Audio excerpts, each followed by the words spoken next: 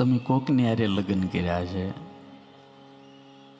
લગ્ન તો કર્યા છે ને બધાએ કર્યા છે ને, હારી પીઠના કર્યા છે ને, એ રણજીતજી બાપુ કર્યા છે ને, હરખા કર્યા છે ને, ભાગીન કર્યા છે ને. આમાં તો કેટલાય ભાગીન કર્યા હોય એવા હોય યાર.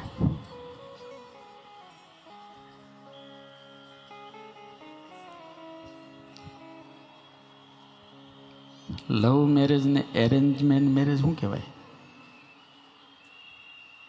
લવ મેરેજ અને એરેન્જ મેરેજમાં ફરક શું?